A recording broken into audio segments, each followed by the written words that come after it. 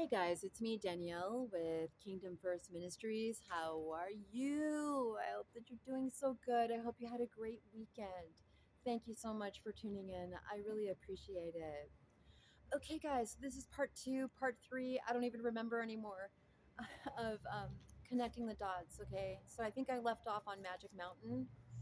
Um, yeah, so I went to Magic Mountain and had a wonderful time. I mean, those were like teenage years. It was so much fun.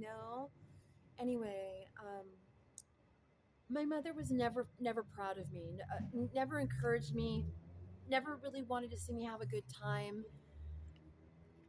She didn't wash my clothes. Like, well, she did, but then she didn't. And there were times when I had to like wash stains off my own clothes and that of my sister Erica so that we could go to school and look clean.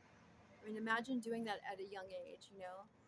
Um, and the shows that we used to watch back then, they were all about family, and I thought that I was doing the right thing by being so faithful in my love towards my mother and my family, because I really loved them.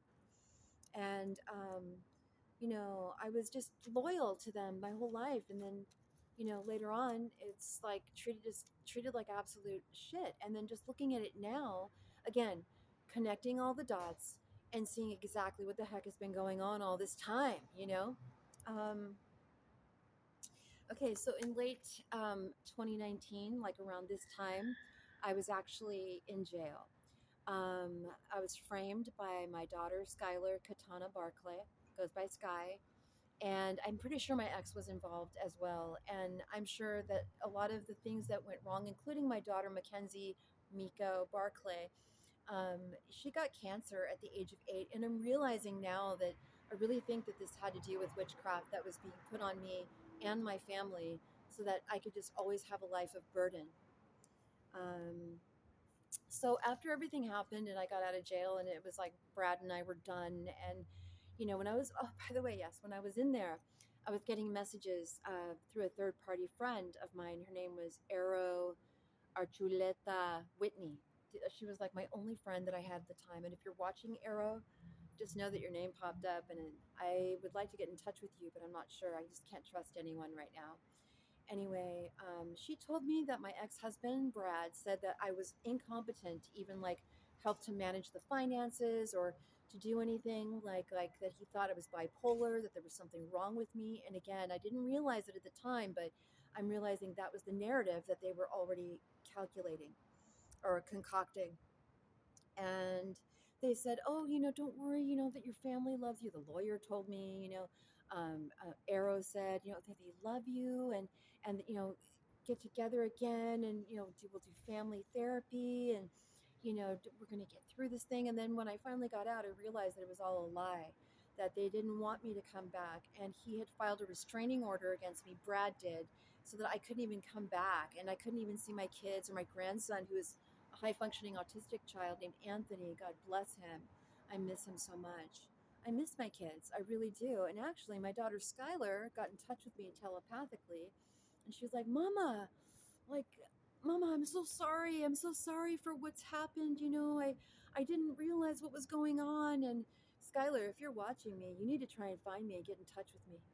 She said that she's like, you were right about Dad. He is a pedophile, and he's been messing around with Mackenzie, and I don't know what to do, and I'm scared. Mama, will you please help us?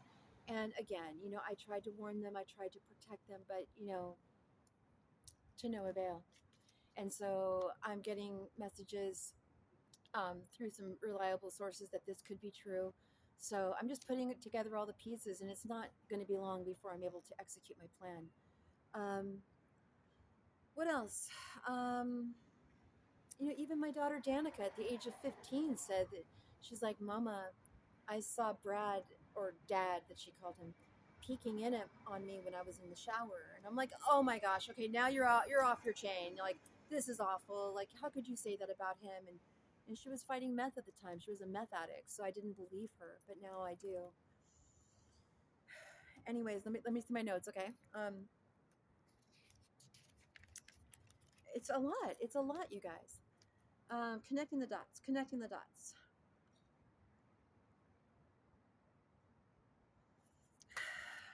Stand by. Like, look, I've got everything like written down, like on pages upon pages upon pages. You guys, I hate being out here like this. I really do. I feel so vulnerable. Oh yeah, okay. So once everything happened and it was like I was out of jail and I was staying with Arrow and Paul, and it was just terrible what happened with them too, because their son, their oldest son, he, their only son, he, it was, God, guys, it was terrible. Paul was falling in love with me, and I didn't realize it. Arrow didn't realize it, or maybe she did. I don't know, but that was never my intention to try and break anything up. But their son saw it, and it's like he kind of liked me too. It was really weird. He was like 17 years old, hormones on fire, and so he created a story and he lied and he said that I had tried to basically come onto him. Um, there was one night when they were like, Danielle, go and get him. We're gonna watch a movie together. So I opened the door, I knocked on the door. He's like, come in. I opened the door and he's like spread eagle, totally naked. And he's like obviously been like jacking off. And he's like, come in, close the door. I'm like, diddle-loot, diddle-loot, diddle-loot. Like, this is not happening. I closed the door and I just went back, like ignoring the whole thing. And I didn't say anything because I just knew it was going to become a huge mess. And I thought it was easier just to close the door on that.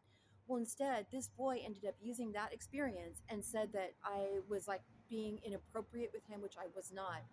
And it busted up my friendship with Arrow and Paul. And and then and Tita, when she was still alive, I just broke my heart. And I said, you know what? You are a liar. I'm like, how could you do this? I said, this is terrible. You know, anyway, I haven't seen them since. And it was just awful. I absolutely adored those people. And I will never forget the time that they were there for me. Um, so October 2019. So after I got out of jail, and they kept me there, you guys. It was my first offense in my entire life. I was 52 years old, and they didn't make any exceptions for me at all. And now I know why. So it was supposed to be a 3-day trip, ended up into a 3.5 week tour. Gilligan's Island, anyone? And when they finally let me out, they called Brad and they're like, yeah, she was only supposed to be here for 3 days, but we ended up keeping her for 3.5 weeks. Oops. Yeah. Uh-huh. I haven't forgotten about that either. And I will be suing Washington County as soon as I can here in Oregon. So I called my mother. I called my sister, of course, right? And she's like, wow. Oh, mijita, I'm so sorry. Wow. That's terrible. Wow. So as soon as she got the information that she needed and she wanted, I didn't hear from her again. I called my sister, same thing. I called Danica. Danica was the only one who was the most genuine. No, I didn't hear from them. They didn't want to deal with me. And I know why, because this is exactly what they wanted. Was all part of their evil plan. Pinky in the brain, anyone? What are we going to do today, Pinky? Oh, brain. Okay, so now you guys, it just goes on and on and on. And again, I didn't think that my family would do this to me, right? Stand by. So, just jumping, fast forwarding until now. It's too much. It's too long. I'm not even going to go into the whole thing. But these are just some examples, you guys, of what it is that the dots that I have been connecting in regards to my life, what has been going on, how it's all been happening, and what the hell happened, right? you know it's no, I'm not crazy. What kind of a family does this to a person that's in your who does this kind of thing? It's someone who wants to see you not do well. It's someone who wants to see you struggle. They wanted to see me toil. They wanted to see me struggle. They wanted to see me like living paycheck to paycheck. They wanted to see me to the point where I just would give up and just either become a drug addict or a prostitute or something, which I never have been, by the way. Never, ever, ever, and nor will I ever. I don't do that to survive. God is the one who has been sustaining me. It's been through the kindness of amazing people who have helped me more than my actual family has. The clothing that I have, the jewelry that I'm wearing, all of this stuff, you guys, you can see me. God, this is all God. This is all God. I just got this really cute new bracelet. Look how cute that is. Pandora from someone that was here. I actually paid for it.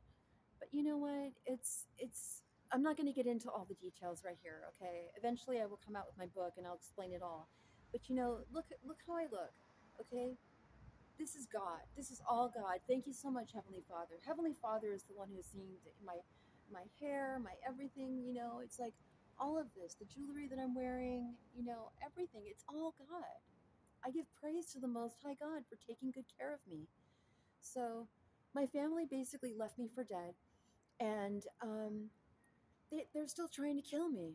And they know that I know. They don't know how much I know, but I know pretty much everything. And the last thing I'm going to say is this, you guys. After I watched that movie, The Book of Life, okay? And in a Latino family, I want you to know, like, we are like all about the family. We are all about La Familia, okay? And, it reminds me of Lilo and Stitch, much like how the Hawaiians, like, you know, Ohana means family. Nobody gets left behind and nobody gets forgotten. And I raised my children on that. And yet they were the ones that were ready to have me be forgotten. They were ready to go without me. They left me behind to be forgotten. My mother, my sister, my uncle, my aunt, they left me behind to be forgotten when I was sent here to help them, when I was here to lead, to be able to make sure that the generational spiritual wealth was to be used correctly, to be able to help everyone to continue to prosper.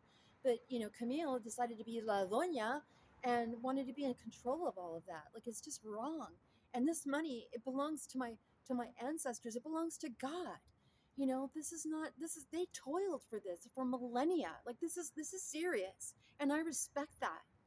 So my grandparents, okay, I really feel like my mother, somehow my uncle, had something to do with the death of my grandparents, on my mother's side.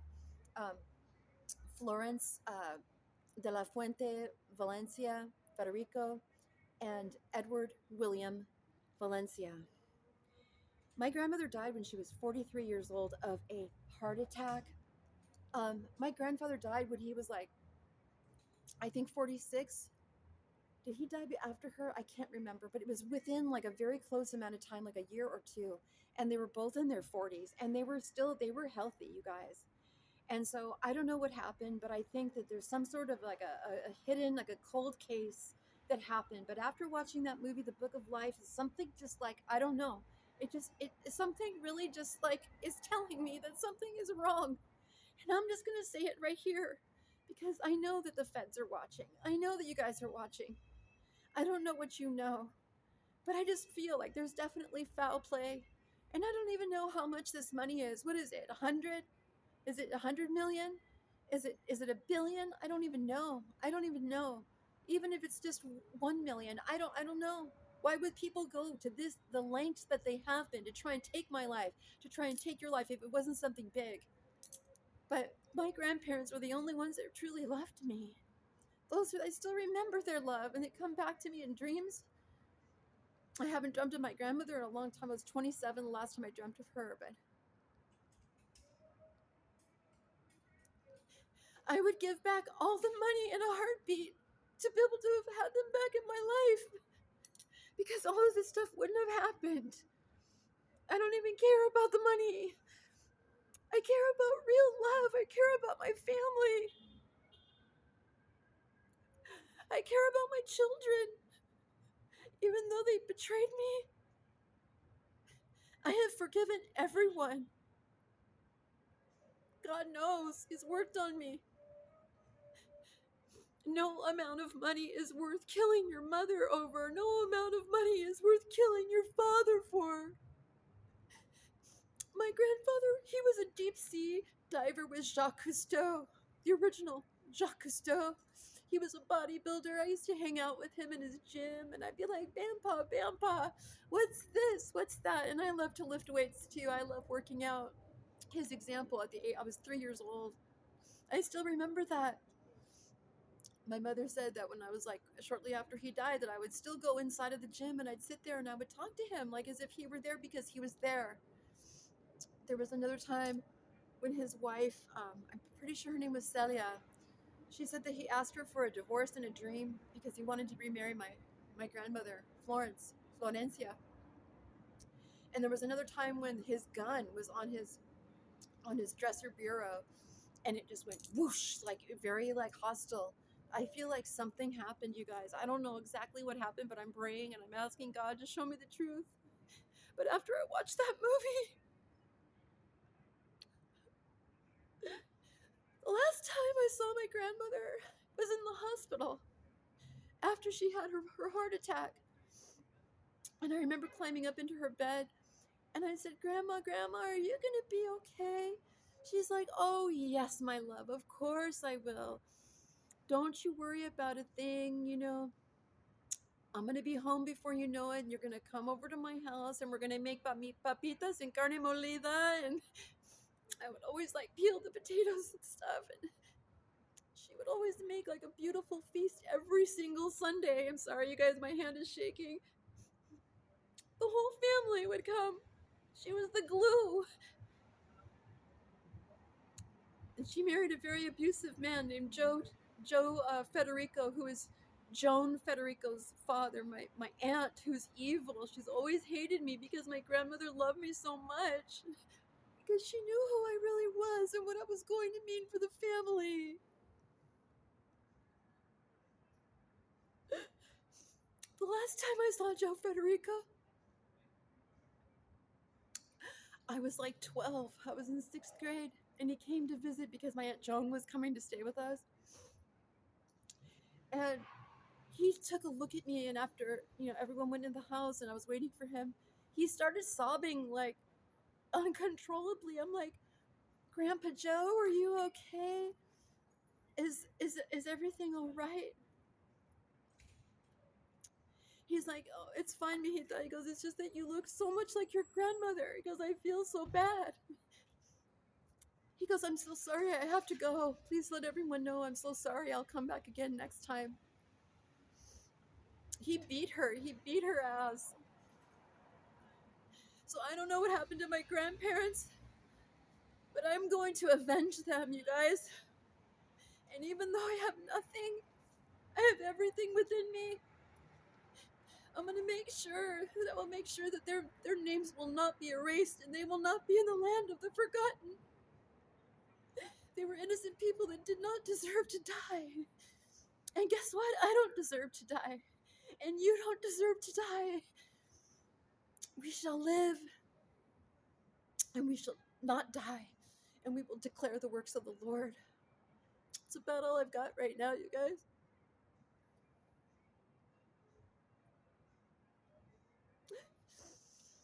I just found this out like 2 days ago, guys. God always shows me everything. So until next time, be good, stay blessed, and keep the kingdom first. Mwah.